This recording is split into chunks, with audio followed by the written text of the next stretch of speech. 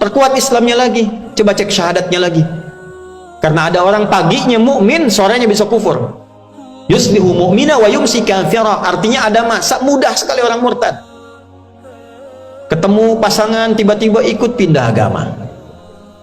Orang Ramadan itu dapat hidayah. Perempuan yang tidak berjilbab berjilbab. Ini Ramadan lepas jilbab. Mudah sekali. Di era seperti itu tanyakan syahadatnya lagi. Kenal Allah tidak? Belajar lagi kenali. Asyhadu an la ilaha illallah. Kenal Rasulullah tidak? Belajar sirah lagi. Salat jaga.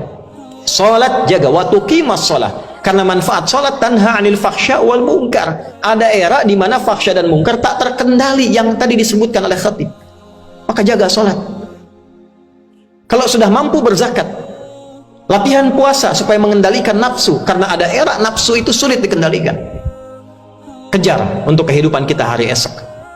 Yakini kita akan berpulang. Kalau maksiat, bayangkan kita akan wafat. Rukun Islam. Kuatkan dengan rukun iman. Kenali Allah, kenali malaikat. Malaikat ada yang catat. Kalau mau bohong, ingat dicatat. Kalau mau korupsi, ingat dicatat.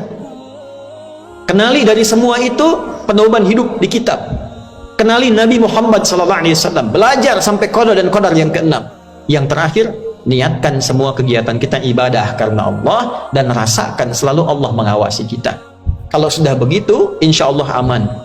Keluar dari Jumatan nggak akan tertukar sendal, karena saat mau dipakai kita sadar Allah mengawasi kita.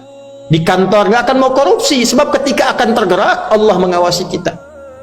Itulah intinya. Kalau itu sudah kita kerjakan, iman, Islam dan ihsan, aman kita di situasi fitnah manapun. Belajar yang banyak supaya mengerti dan tambah wawasan. Tawadhu kita hadirkan dan sibukkan untuk mengevaluasi diri kita.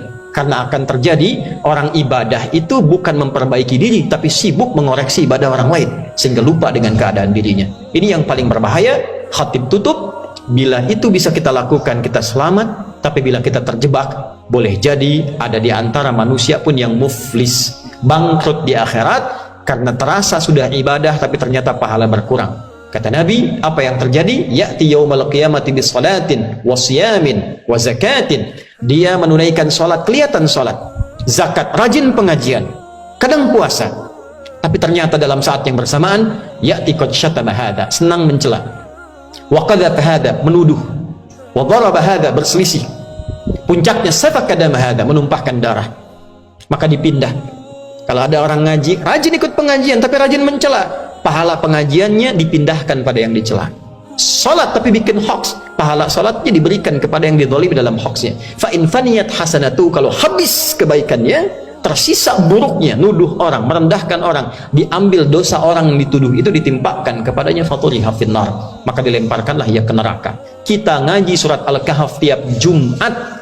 Di akhir-akhir ayatnya Allah menegaskan kepada kita, ada orang merasa selamat, wahum yahsabuna annahum yuhsinuna sun'a. Ada orang yang dalam hidupnya merasa benar, merasa hebat, merasa agamanya bagus, ibadahnya rajin, tapi ternyata orang ini berpotensi masuk neraka jahanam, karena ternyata agama yang didapatkan hanya digunakan untuk berbuat maksiat dan mengumpulkan perbuatan-perbuatan yang tercela. Bila kita hadir di era ini, bertakwalah pada Allah, perkuat iman, Islam dan ihsan kita. Sampai kapan kita kembali pada Allah, kita telah bersiap pulang, dan insya Allah mudah-mudahan dalam keadaan husnul khatimah.